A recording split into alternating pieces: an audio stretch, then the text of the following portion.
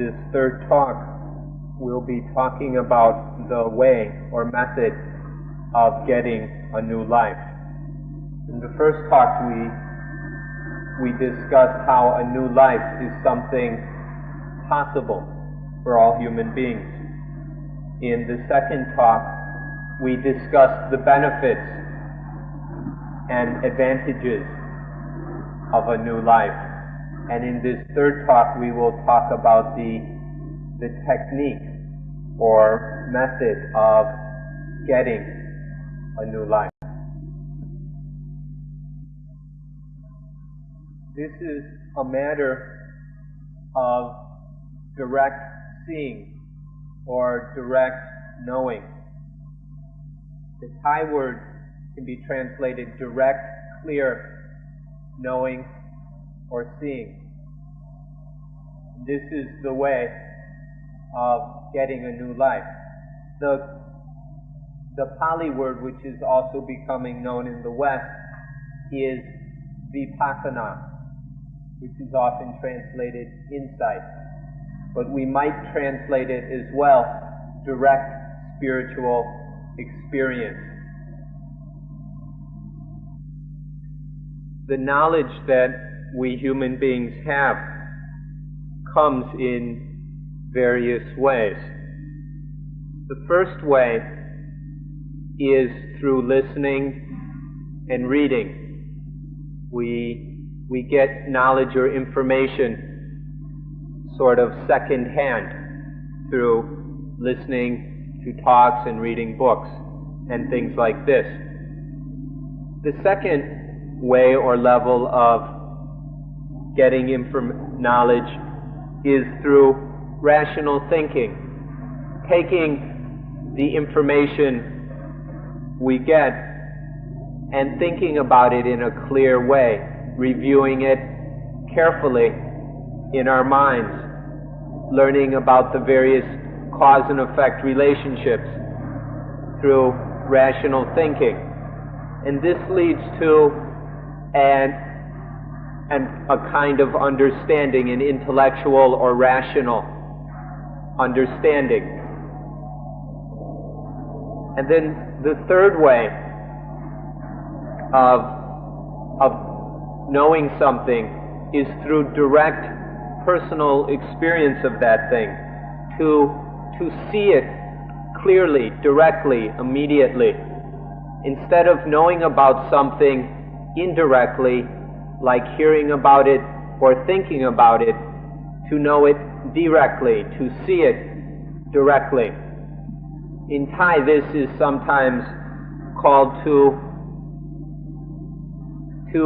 directly see, clearly know, and penetrate, thoroughly penetrate, to be imbued in something. Or it is also called vipassana. These are the three ways of knowing, the three levels of knowledge that we have. With each of these three levels, there is, on one hand, an activity, and then the kind of knowledge coming from that activity. With vipassana, the third level, the activity is, we could say, sparking brightness. It's to like spark a light, or we could use the word illuminate, to illuminate something.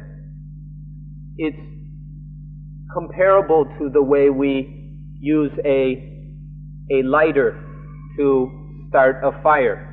There's darkness, and then with a small spark, a big fire starts. This is a material example. Of course, the vipassana we're talking about is mental. It's to spark or illuminate the mind, to have direct experience of something in a spiritual way, not a physical or material way, but direct spiritual experience of something. This is the activity or condition of vipassana. It's a verb used in this way.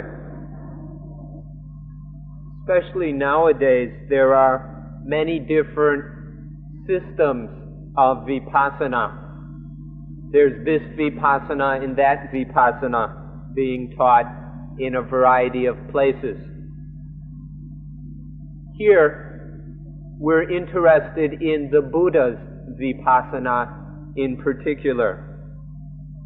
What interests us and what we try to follow is the system or form or style of vipassana which the Buddha himself practiced, and the kind of vipassana through which the Lord Buddha realized perfect awakening or Buddhahood, which is sometimes called enlightenment. Nowadays there is Tibetan vipassana, Burmese vipassana, Sri Lankan vipassana, Zen vipassana, all kinds of different vipassana going under different names, labels, and so forth. There are now so many of them that people are very confused and don't know which kind of vipassana to choose, and they go wandering around from this one to that. This, however, is not an insolvable problem. What we can do is we can go back to the original vipassana, the vipassana that the Buddha himself used and taught. What has happened in recent times, or since the Buddha's times, that different teachers have followed their own inclinations and preferences and to come up with forms or systems of vipassana that suit that particular teacher or this particular teacher in various places, times, and cultures. And so then there have arisen these various later forms of vipassana created by which different teachers have thought up by themselves. Here we don't want to get into Thai vipassana or Suan Mok vipassana. We don't want to just come up with another new system. Rather, we would like to go back to the original vipassana of the Buddha. This is what we study, and then use that knowledge from studying in order to practice the original, the pristine vipassana. As for those newly developed forms of vipassana, we can see that some of them require that we make sounds or noises. Other of these forms require that we use certain postures or positions of the body. Sometimes we need some external object, like a Buddha image, to practice some of these systems. And there are various different requirements and things we need to do with these different forms of vipassana. But with the original pristine vipassana, we don't need any of these things. Everything we need to use, we've already got. It's already happening naturally, and we don't have to buy or make or do anything new. Instead, we can use all the things we originally have within our life. And so, though you may sometimes wonder why we don't have these special extras, you can begin to appreciate the simplicity of the pristine form of vipassana, the vipassana of the Buddha. This is what we'll be looking into and studying in today's talk. Now, what we're saying here isn't intended to get into arguments or debates over what kind of vipassana is better. This isn't our purpose, because in fact there's a very simple way that we can come to agreement among all the different systems of vipassana, whether original or later versions. The point of mutual understanding is that no matter what kind of vipassana it is, if it leads to direct realization of the non-selfhood of the five khandhas or of life, then it's real vipassana. No matter what kind of vipassana, if it leads to us seeing that the five khandhas, that is, the five groups or basic functions of life, the physical functions, that the function of feeling, of discrimination, of thought conception, and of sense consciousness. These five basic physical and mental functions are called the khandhas, or we can just summarize it as body and mind, or even more simply, life. To have the direct spiritual realization that in the five khandhas in life, there is nothing that is a self or soul. There is nothing worth clinging to as I or mine. Any vipassana that leads to this realization is genuine vipassana, whether it's in a Mahayana package or a Theravada package or some strange and wonderful Tibetan package. That doesn't matter. All the important Mahayana suttas end with the non-selfhood of the five groups or functions, the five khandha, the five aggregates. And so really we're not talking about Mahayana or Theravada. These are unimportant distinctions. What we're talking about is pristine or original Buddhism that gets to the realization that in life there is nothing that we can call a self or a soul. Life is anatta. This is the meeting point of all systems of vipassana. Some of the superficial differences that appear between the different systems are not really important. For example, it's common to develop concentration, samadhi, first, and then use that concentration in the practice of insight or vipassana. This is the general approach.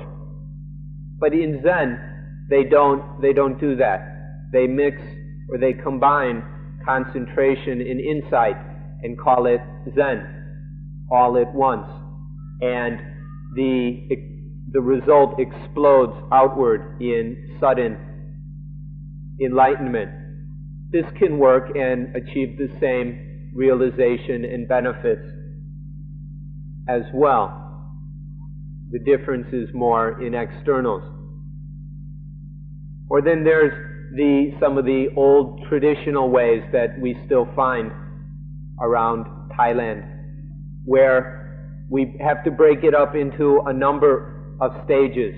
First, there is morality, the taking of moral precepts, and then developing concentration, and then practicing insight.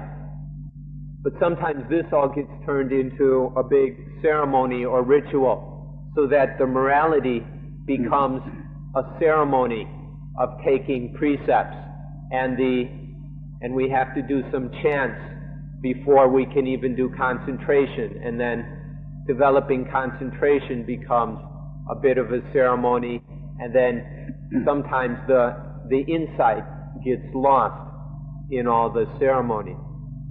And so we have to be careful about all these external distinctions, And so what we would like to advise here is a way of practice that combines morality, concentration, and insight all in one practice. And this is the Vipassana of the Buddha, which the Buddha himself taught. Something we'd like to go into a little bit more detail on is about some of the more popular forms of Vipassana. These kinds of Vipassana that include a lot of ceremonies and rituals and bowing and chants in this tend to be very popular, not just in Thailand but all around the world, including the West. These forms of Vipassana, where we begin by offering ourselves to the teacher, to the Vipassana teacher, giving ourselves up to the Guru. These kind of forms are quite popular. And then we do various ceremonies in chants or even prayers in order for morality. And then even to begin to develop concentration often begins with a chant or sometimes a prayer asking for concentration. We don't know who we're asking, but somebody is being asked, please give me concentration, please give me rapture, please give me bliss, and the various things. And then asking and praying and chanting for insight, for realization, for attainments. These forms are very popular. It seems that people like or enjoy or are attracted by the magical overtones or the sacredness, the holiness of some of these forms that has meaning for them. And this is okay. We're not criticizing these things, even if sometimes the ceremonies tend to get in the way of the Vipassana. It doesn't matter so much as long as it ends up in realization or insight into anatta, into non-self, non-selfhood or selflessness. Even if it's a little bit of a roundabout way, if it comes to this realization of anatta, then it's good enough. Then it gets to where it needs to go. So these different forms, some of them have various surface characteristics that attract people, and so we find certain forms that are quite popular. But always remember, what matters is not the surface things, the attractive or interesting qualities. It's the realization of anatta, of not self. That is the essence of Vipassana. Now we'd like to discuss the kind of Vipassana that we need here, the kind of Vipassana of the Buddha. The first thing to do in this Vipassana is to look at our old life. Look at the old life, to see it for what it really is. To see how boring and wearisome the old way of life is. Remember the way we described it in the first talk. The old life is like a rope around the neck pulling in one direction and another one around the feet pulling in the other direction, and then fires scorching us around the middle. This is a simile for the old life, and this kind of Vipassana begins by examining the old life until seeing how boring, how tiresome, how wearisome it is. It's important that you understand what we mean when we say the old life. When we say the old life, what we mean is the life of upadana, or attachment. The Pali word for this is upadana, and it's translated into English in a variety of ways. To attach to cling to grasp at, are ways of trying to express the upadana of the old life, the clutching and clinging and grasping at things. This is to attach to things as positive and negative, as good and bad. This is the old life, the life of attachment. This is what we have to see first of all.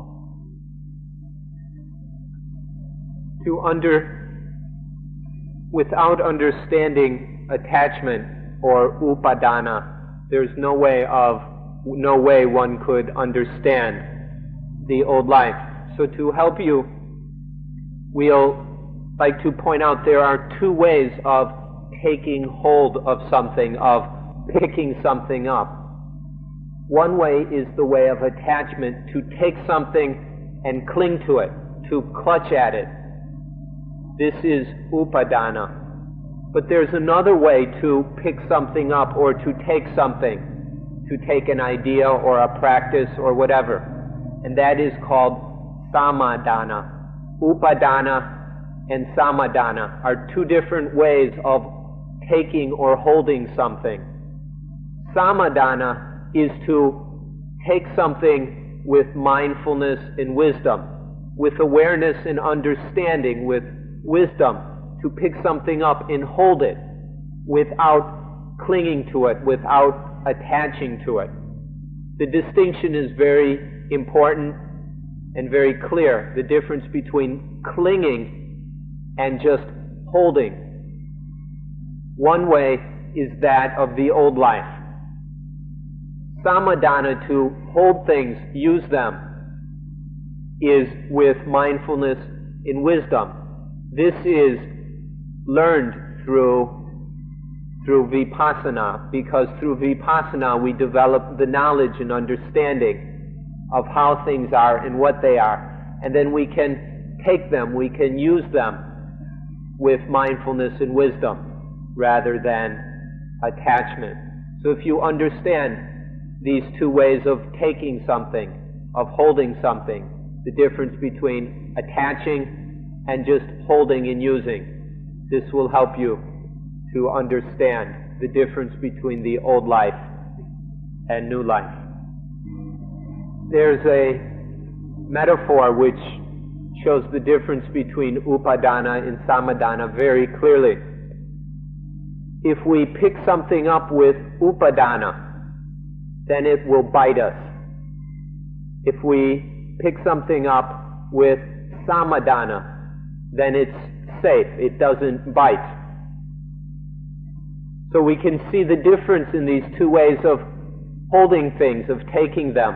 The one in which we get bit, clawed, chewed on, and the way in which we don't get bitten or chewed upon. The first way is that of upadana, to pick something up in a way that it bites us, that we are punished by whatever it is we are attaching to. And we are punished by dukkha itself. This is what the old life is full of. The old life is full of this holding on to things in a way that they bite us, that we are punished with dukkha. If we can understand the distinction between holding to something in a way that we are bitten by it and holding something in a way that we are not bitten, then we will be able to understand what the old life is like. Then we will start to lose our contentment with it. We'll stop being satisfied with living life in that way, and we'll start to genuinely be interested in living a new life. The only way to clearly see this difference is through vipassana, to understand what it is like to be bitten by things all the time. And then through vipassana, we truly see the old life for what it is. Through vipassana, or this first stage of vipassana then, is to see the dukkha, the suffering, the pain of the old life, where we're getting bitten by things all the time. This is the necessary first step of vipassana.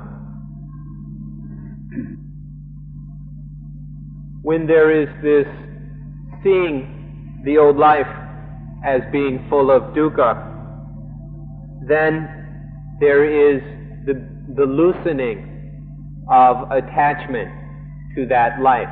There is the loosening or the weakening, the lessening, the dissipating and dissolving of attachment. In Pali, this is called viraka. Sometimes viraka is used as a synonym for Nibbana. But we can say at least it's the starting point, the beginning point of Nibbana, the loosening, the dissolving of attachment. In Thai there are some words that express viraka very easily. They can roughly be translated as loosening up or weakening or fading. And a simile that expresses this very well is a cloth that has been dyed with a variety of colors, very strong, bright, brilliant colors. When that cloth is left in the sun, those colors begin to fade. They dissolve, they break up, and become lighter and lighter, more and more faint. This fading away of these colors is one way of expressing viraka, the fading away of attachment. Now you can figure it out for yourself that if something dissolves and fades away and fades away and fades away, eventually it's gone, it's finished, it's ended, there's nothing left. And so this is what happens. Attachment fades and fades and fades, and then there's no more attachment. Attachment is ended. So this is the third stage of vipassana. We can see that there are at least these three stages. The first stage is seeing things as they really are, seeing them for what they are, seeing them truly. And then attachment fades away, it weakens, it dissolves, it breaks up and fades away. And then the third stage is attachment ends, and there is no more attachment. These are three necessary stages of vipassana. Then there's a bonus. This bonus or extra special step may not be absolutely important, but it's considered vipassana as well. Once attachment has ended, then the bonus is to realize that the mind is liberated, the mind is released, has transcended all attachment, is completely free and at peace. This is the bonus step. And so there are these 4 stages to vipassana. First, seeing things truly. Then the dissolving and fading away of attachment. Third, the end of attachment. And fourth, this special bonus of realizing that the mind is completely liberated from all attachment. Some of you may have remembered that we talked about morality, that the Buddha's vipassana includes morality, and so maybe you're wondering, well, where's the morality in this? The answer that is in having the discipline, having the self-control to make oneself to do this practice, to do what is necessary for these 4 stages of insight to occur. That is moral training or moral practice, being able to apply oneself, to force oneself to do what is necessary. This morality is automatically included in vipassana. And then where is the concentration in all this? When we are determined to see things as they really are, when we really are, our mind is really focused and steadfast and determined to realize the truths of vipassana, then concentration, sufficient concentration, will arise. This happens automatically or naturally, that when the mind is really determined to do something, enough, adequate concentration will arise. For example, if we want to throw a rock or a stone at a target, to do that, the mind will develop sufficient concentration to successfully do it. If we're really determined to do that, the concentration will arise. This is a very natural thing, that when there is enough determination, then the concentration will arise. The Buddha said that, and so the way this works with vipassana is when the mind is really set on developing insight, on seeing clearly, then that concentration will arise. Concentration and insight go together like this. The Buddha said, for there cannot be concentration unless there is wisdom. Wisdom and insight are synonyms.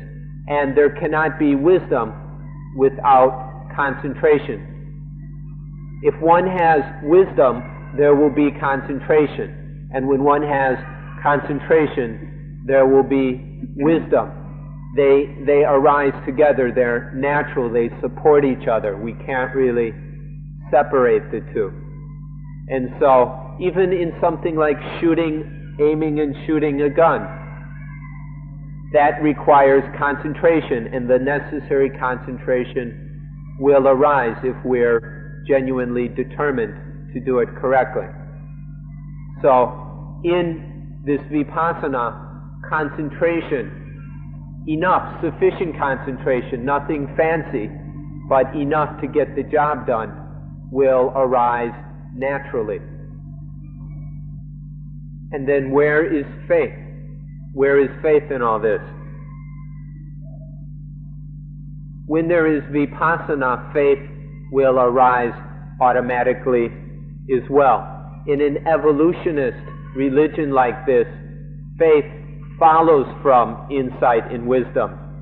In creationist religions, faith comes before wisdom.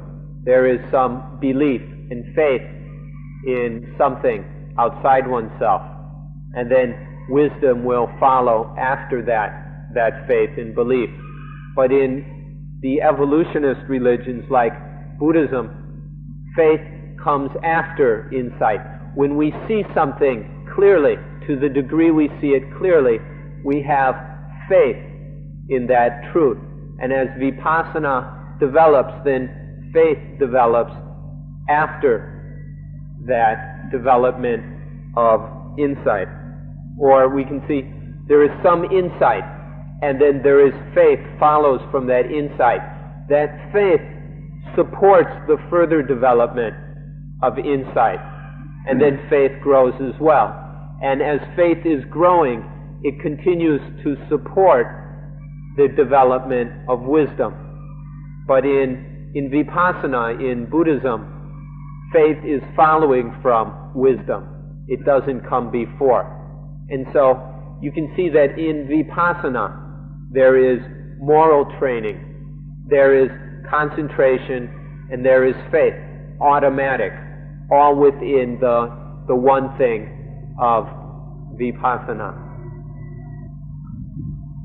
Then we can look and see if any of these is weak or insufficient, if there's not enough morality or not enough concentration, not enough faith.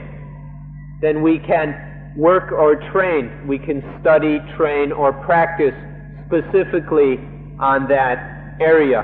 For example, if we see that morality is weak, then we can specifically work on developing morality. But to do so, we have to use insight and wisdom anyway, so that it is wise morality. Or if concentration is inadequate, then we can work at strengthening concentration. But to do so, we do this with insight as well. And then if faith is lacking, we can study, we can consider and do whatever is needed to develop stronger faith. But still, this is done through Vipassana.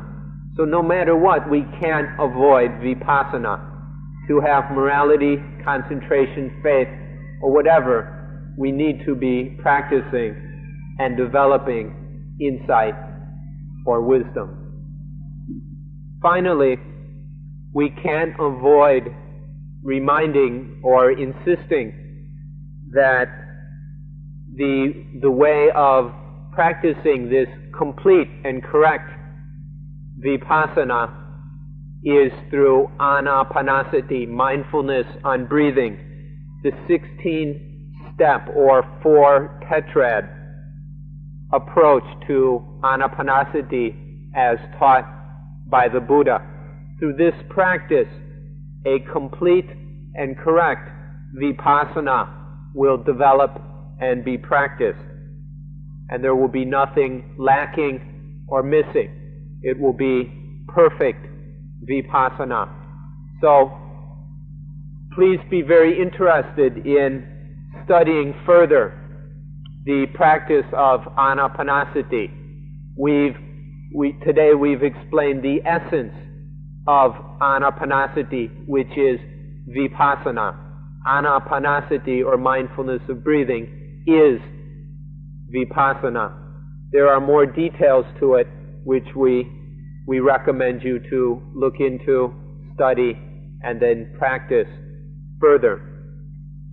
And so today we'll leave you with this reminder that to practice Vipassana correctly, successfully, for the highest benefits, there is no better way than by practicing the 16 steps of anapanasati as taught by the Buddha. This is the original or pristine Vipassana.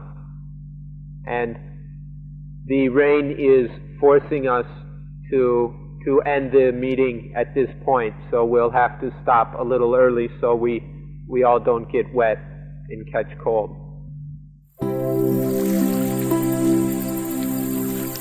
Thank you.